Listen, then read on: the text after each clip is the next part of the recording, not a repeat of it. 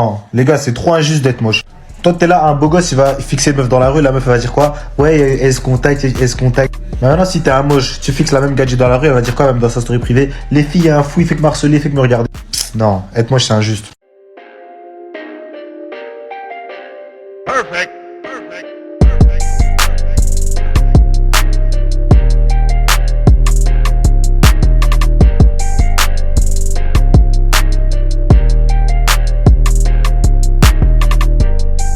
Les frérots, j'ai une petite story à vous raconter rapide. J'ai un abonné qui m'a raconté en DM sur Instagram qu'est-ce qui lui est arrivé avec une tantine qu'il a rencontrée sur une application de rencontre. Mon abonné s'appelle Mario, il a 23 ans, il habite en Île-de-France. Il a matché avec une tantine qui s'appelle Magali, qui habite également en Île-de-France. Les deux tourtereaux se sont vus, se sont datés 3 jours après avoir matché sur l'application de rencontre. Et dès le premier jour, il y a eu des rapprochements physiques. Vous voyez ce que je veux dire? Super tactile. Ils ont fini la soirée chez Magali, vous voyez un peu, avec son consentement évidemment toujours. Mais le Bangala n'a pas fini dans le Punani. Ils n'ont pas fini par Mougou. Vous voyez ce que je veux dire? Ils se sont touchés uniquement. Le lendemain matin, Mario rentre chez lui avec un grand sourire. Bon, il a pas Mougou, mais bon, il était quand même content. Il s'est dit, j'ai enfin trouvé mon plan cuisse régulier, je suis tranquille là. Le soir même, la tantine lui envoie un message pour lui dire « franchement Mario, t'es un mec bien, j'ai apprécié ta compagnie, mais je regrette ce qu'on a fait hier soir chez moi, je préfère qu'on arrête là, on se voit plus. » Mario a le seum, mais bon, vas-y, il accepte, il dit « vas-y, tant pis pour moi. » 3 semaines plus tard maintenant, Magali envoie un message à Mario. Elle a écrit « Tu me manques ». 3 petits points. Mario répond, mais qu'est-ce qui te manque? Puisqu'on s'est vu qu'une fois, on a discuté un petit peu. En gros, qu'est-ce qui te manque? Moi, je comprends pas trop, c'est bizarre. La tantine Magali a mis 1 semaine avant de répondre au message de Mario. Maintenant qu'elle a répondu, Mario se comporte comme un simp. Vous voyez ce que je veux dire? Il se comporte comme un homme soja. Il continue de papoter avec elle par message. Et un jour, Mario se lève et il se dit, tu sais quoi, je vais aller à Évry, je vais aller parler avec Magali. J'ai envie de la voir en face à face, j'ai envie de lui parler en face à face. Pour lui demander pourquoi elle a ce genre de comportement avec moi. Et c'est là que j'arrête l'histoire et c'est là que j'interviens les frérots. Pourquoi vous donnez autant d'importance aux tantines qui vous kiffent même pas, qui vous apprécient même pas en fait? La tantine a mis 1 semaine avant de te répondre. Elle te balance un « tu me manques » alors que quelques jours avant elle avait dit que la relation allait trop vite et qu'elle regrettait ce qu'elle avait fait avec toi. Pourquoi les gars vous êtes autant en misère intime pour accepter ce genre de comportement des tantines? Vous n'avez aucune dignité, vous avez aucune fierté, c'est un truc de fou quand même. Je vous l'ai déjà dit, si vous parlez avec plusieurs tantines en même temps, vous allez jamais avoir ce genre de comportement, normalement. Après, du coup, c'est normal que les tantines vous traitent comme des serpillères parce que vous avez pas de caractère, les gars. C'est un truc de fou, quand même. Pourquoi aujourd'hui, pour un homme, dire je suis dans la misère sexuelle, par exemple, c'est tabou? Pourquoi c'est si difficile? Parce que moi, j'ai beaucoup de gens en coaching, d'ailleurs des mecs des fois très bien, tu les vois de l'extérieur, franchement, tu te dirais pas ça. Et voilà, quand ils racontent leur situation, ça revient à ça.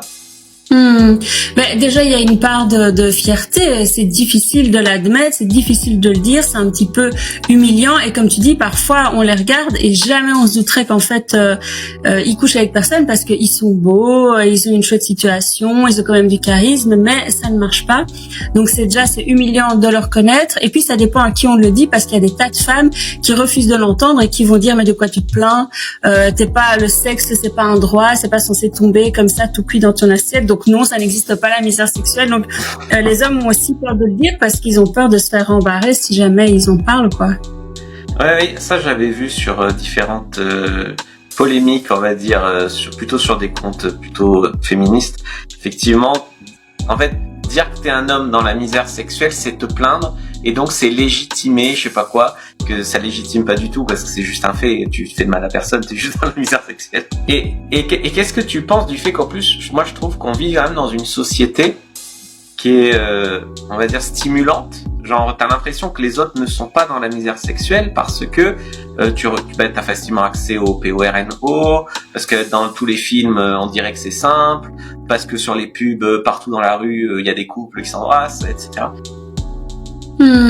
Oui, c'est une illusion, hein. On a l'impression qu'il y a du sexe partout, mais en fait, les gens baissent de moins en moins en réalité.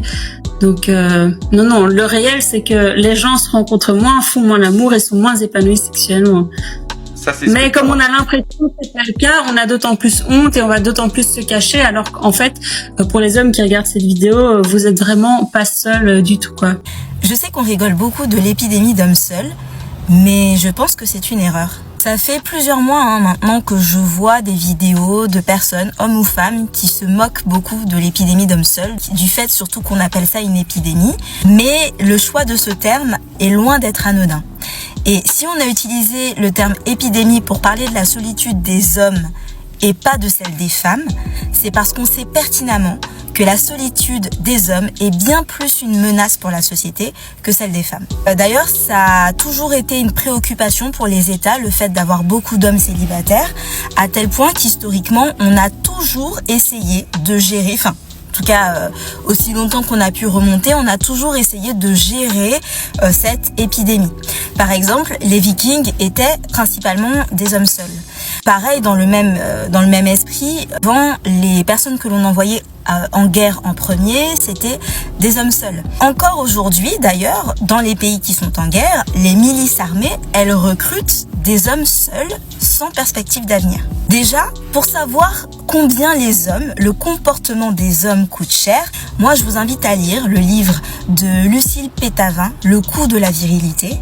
Et là, vous allez comprendre à quel point, en temps déjà normaux, les hommes coûtent cher à la société. Imaginez ce que pourrait être ce coût si vous vous retrouviez avec un nombre particulièrement important d'hommes seuls, frustrés sexuellement et en colère. Il n'y a pas si longtemps que ça, il y a eu un match de foot, je crois que c'était la Ligue des Champions. Rappelez-vous déjà du comportement de certains hommes ce soir-là alors qu'ils étaient heureux et imaginez ce que pourrait être le comportement et les dégradations urbaines qui s'en suivent, mais bien plus les violences qui sont commises sur les autres et notamment les femmes lorsqu'ils sont frustrés et en colère.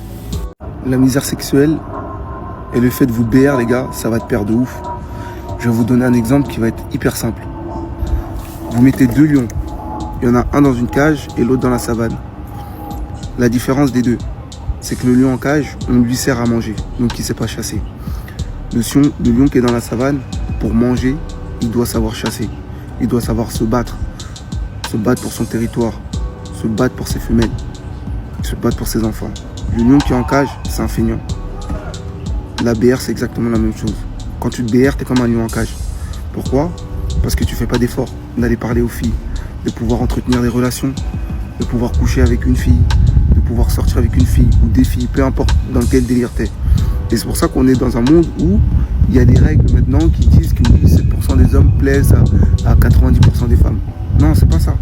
C'est qu'en fait, on est juste dans un monde où à partir du moment où t'es un mec qui travaille, t'es un mec qui assume tes responsabilités, t'es un mec qui fait les choses en temps et en heure, t'es un mec qui va parler aux filles dans la rue ou qui prend son courage à deux mains pour parler à une fille qui lui plaît, bah t'auras du résultat. C'est pour ça hier j'ai fait une vidéo pour dire ouais les gars arrêtez de vous BR. Et il y a beaucoup de mecs qui ont rigolé.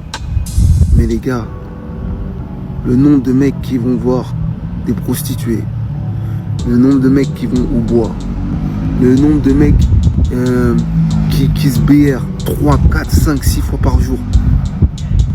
Eh frère, le célibat, pour moi, le célibat des meufs, il dépend du fait que les mecs, c'est devenu des misérables. Ça pour moi, je suis clair, net et précis. Et j'en suis persuadé de ce que je vous dis. Il faut savoir se prendre en main, faire du sport, s'entretenir pour soi, se plaire à soi, se respecter et se contrôler. T'as capté? Si tu veux de l'argent, va chercher l'argent. Il n'y a personne qui va te le donner, t'es un homme. Tu vois ce que je veux dire? Si t'as des projets, lance-toi. Que ça te ramène des sous ou pas. Fais des choses qui te rendent heureux. Va parler au Niralé dans la rue.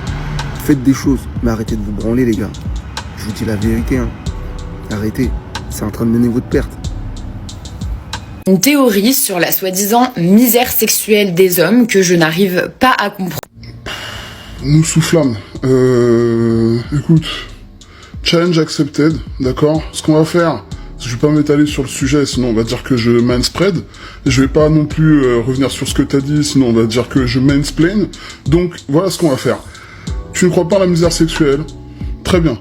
Beaucoup de femmes le font d'ailleurs, hein, minimiser la misère sexuelle et penser que ça se résume à oui, les hommes ils pensent que les femmes elles ont du sexe quand elles veulent alors qu'ils peuvent pas. En fait le problème c'est que dans misère sexuelle, vous entendez sexuelle. La misère sexuelle, c'est général, c'est aussi une misère affective, c'est aussi lié à la solitude, à l'isolement, etc., machin.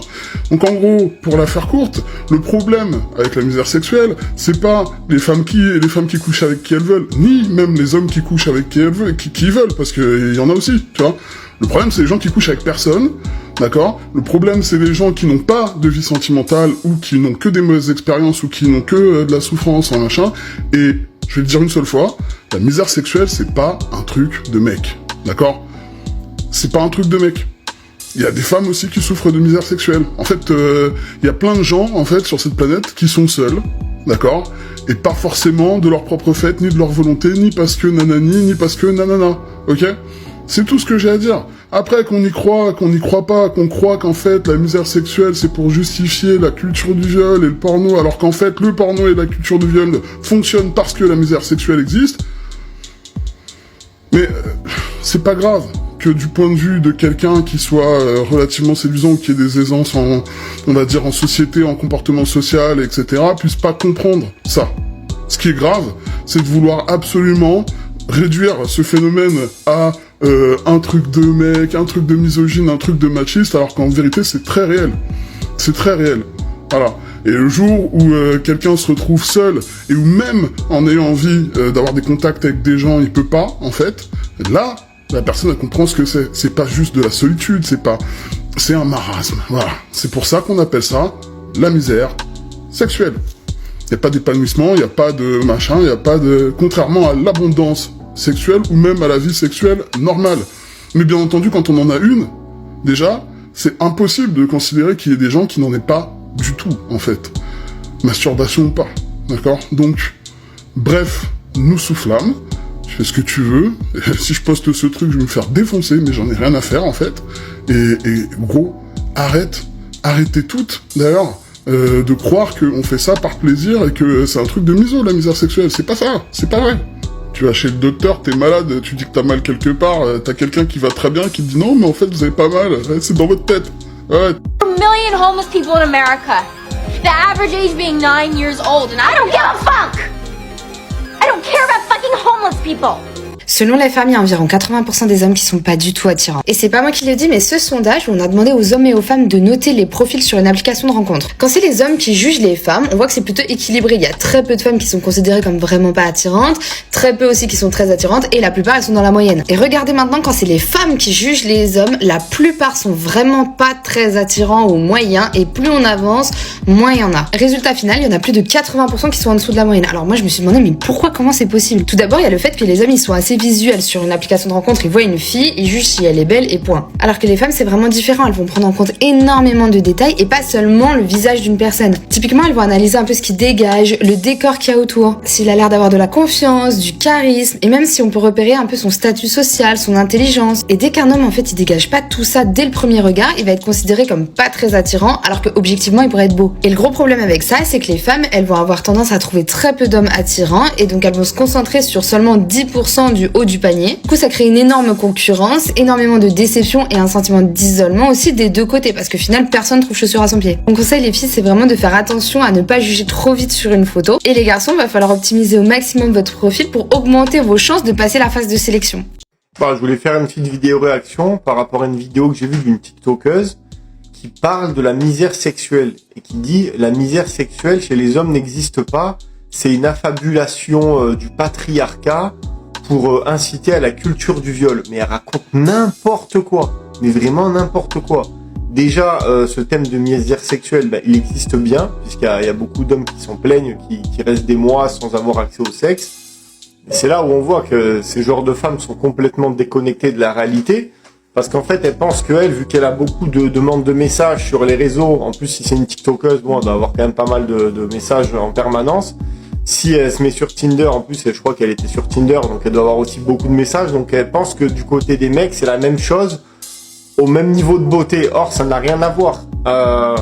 Une fille 4 sur 10 en surpoids, sur Tinder elle va avoir beaucoup plus de succès que un mec 7-8 sur 10. Comme argumentation, elle va sortir, il y a autant de filles que d'hommes en France, et donc ces filles elles ont bien des relations avec des hommes, donc c'est bizarre qu'ils soient en misère. Ouais, mais ce qu'elle a pas compris, c'est que ces filles-là, en fait, elles vont aller toujours vers le même type d'homme. Ensuite, si la misère sexuelle chez les hommes n'existe pas, pourquoi il y a des filles qui gagnent des dizaines, des centaines de milliers d'euros sur Mime et OnlyFans? C'est bizarre quand même. Pourquoi les mecs, avec tout le porno qu'il y a sur Internet, pourquoi ils s'amuseraient à payer des filles comme ça sur les réseaux, quoi, des filles qui envoient des photos de leurs seins, ils leur envoient des 20 balles, des 30 balles. C'est hallucinant. D'ailleurs, ces filles, elles profitent vraiment sans scrupule de la misère sexuelle justement de ces hommes. Il y avait même quelqu'un, il a envoyé $10 000 à une femme aux États-Unis pour la rencontrer en vrai, quoi. Le mec a payé $10 000 pour rencontrer une meuf en vrai. Après, elle est partie en vacances. Elle a fait le tour du monde avec son mec. Ensuite, dans les commentaires, en dernier argument, vu que tout le monde l'a clashé, elle s'est dit non, mais la vie c'est pas Tinder, sortez en soirée, dans la vraie vie ça se passe pas comme ça. C'est pareil, sauf que c'est moins amplifié. Une fille en soirée, si elle veut avoir accès au sexe facilement, elle va avoir un mec comme ça, elle fait un peu de jeu de regard, c'est bon, elle repart avec direct. Un mec, il faut quand même qu'il en fasse un peu plus. Tu vois, c'est pas le même taux de réussite d'un sens ou de l'autre. Et c'est normal parce que la femme est beaucoup plus sélective et ça a toujours été comme ça. Tu sais, les mecs qui payent des OnlyFans, des mimes ou même des prestations réelles, c'est pas des mecs qui souffrent de misère sexuelle. Parce que ça peut se combler de manière très simple. Un site orange et noir, 2 minutes de son temps, le mec va mieux après. Le grand problème, en revanche, c'est la misère affective. Pourquoi je dis ça? Parce que l'affection d'une femme, ça peut pas être remplacé. L'affection d'une femme, c'est incomparable. C'est quelque chose qui va apporter une paix à l'homme. L'homme a besoin de cette paix. C'est quelque chose qui le canalise. C'est comme un catalyseur. Ça va permettre de contrôler son énergie, de l'apaiser. Alors oui, ça peut baisser sa testostérone, avoir des effets un peu négatifs, mais en réalité c'est pour le mieux. Parce que ça donne à l'homme une sorte de tranquillité, une sorte de sérénité, d'équilibre qu'il n'aura pas autrement. La plupart des mecs seuls finissent par péter un plomb. C'est ça le gros problème. La réalité c'est que la plupart des hommes, ils ont besoin que d'une seule chose. C'est d'une femme avec qui passer la soirée. Pas forcément pour avoir des relations avec, mais juste pour être bien, avoir une tranquillité d'esprit et pouvoir ressentir cette affection, ressentir cet équilibre. Il y a vraiment quelque chose qui me fait de la peine chez vous les hommes, c'est votre solitude. Et c'est exactement ce que m'avait confirmé un mec qui était dans ma classe à l'époque, il avait tout le temps le regard triste. Et un jour je lui ai dit, qu'est-ce qui se passe? Et ce jour-là, après beaucoup de travail, il avait craqué. Il m'avait dit, Cyrine, vous les femmes, vous êtes jamais vraiment seules. Vous avez toujours quelqu'un qui parle, que ce soit vos amis, votre famille, vos copines. Nous, on peut rien dire. Si on parle, on est vu comme des fous et des faiblards. Il m'a dit, avec mes collègues, on parle que de foot, on parle de voitures, on parle de femmes. Mais si je leur dis que je vais pas bien mentalement, que je suis triste, on va se foutre de ma gueule, on va me traiter de chochotte, de fillette, on va me comparer à une fille. Si vraiment j'arrive à leur parler de mes problèmes, ils vont pas le prendre au sérieux. Et ils vont se poser des questions sur ma sexualité. Concrètement, il m'avait dit, on va se poser des questions sur ma sexualité. Parce qu'en fait, un homme, quand il exprime ses sentiments, il est vu comme un homosexuel. Il m'avait brisé le cœur parce qu'il m'avait dit quoi? Un jour, j'avais une copine et je lui avais expliqué que j'étais pas bien. Je m'étais mis à pleurer un jour devant elle. Sur le coup, elle avait été gentille. Mais quelques mois plus tard, quand on s'était disputé, elle me l'avait ressorti en pleine face. Le plus dur à vivre dans la vie d'un homme, ce n'est pas la pression ou les attentes que la société porte sur lui, mais bien la solitude qui en découle.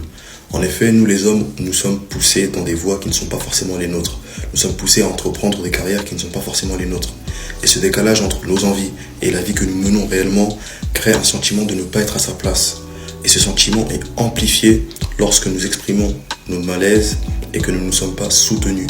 Ce manque de soutien émotionnel, ce manque de soutien moral crée une profonde solitude chez les hommes. Et je vous assure, quand vous commencez à comprendre à quel point cette solitude est destructrice, c'est vraiment pas stylé. C'est pas la solitude de TikTok. Et vous devez comprendre que pour pallier à ça, il existe des solutions telles que l'écoute. Écoutez vos proches, regardez-les et essayez de comprendre, essayez de savoir comment ils vont. Combien de vos amis prennent de vos nouvelles quand vous vous sentez mal? Combien de vos amis creusent quand vous leur exposez votre mal-être? Et vous, combien de fois le faites-vous? Soyez présent pour les gens autour de vous, car parfois vous êtes leur dernier soutien. Vous êtes la dernière corde à laquelle ils peuvent s'accrocher. Soyez présent pour eux parce que je sais que certains ont vrillé car ils n'avaient personne. Alors dans la mesure du possible, prenez soin de votre santé mentale ainsi que de celle de vos proches. Prenez soin de vous. Les gars, écoutez bien ceci parce que c'est une info d'une extrême importance. Faut bien que vous compreniez que pour qu'une femme soit sensible à votre gabarit, à vos muscles, à votre shape, à votre physique, tu comprends? Il faut qu'elle soit connectée avec vous cérébralement. Est-ce que tu comprends? Il faut d'abord qu'elle ait un attrait psychique avec toi. Tu comprends? C'est-à-dire qu'elle peut très bien te voir physiquement et te trouver très beau. Mais s'il n'y a pas d'attrait psychique, elle te voit plus. Tu comprends? Ça, c'est contrairement à nous. Je vais donner un exemple tout bête. T'es en embrouille avec ta meuf, t'es en embrouille avec ton crush. D'accord? Une meuf, elle peut se réconcilier avec son mec juste en envoyant une photo d'elle en bikini, en mode bien et tout, nanana. Ça peut convaincre le mec ça peut apaiser sa rage. Est-ce que tu comprends? Un mec, s'il fait ça, ça va rien faire du tout. La meuf, au contraire, elle peut même se dire, vas-y, lui, j'en ai marre de lui. Elle peut même te zapper si elle a plus d'attrait psychologique. Elle s'en foutra de ton corps. C'est comme si elle le voyait plus. Est-ce que vous comprenez ou pas? Donc, ce que je vous dis, c'est très important et très, très réel. C'est là qu'on voit la différence entre nous deux. Les meufs, c'est beaucoup un attrait psychique et après physique, en réalité. Alors que l'homme, c'est d'abord physique et après psychique.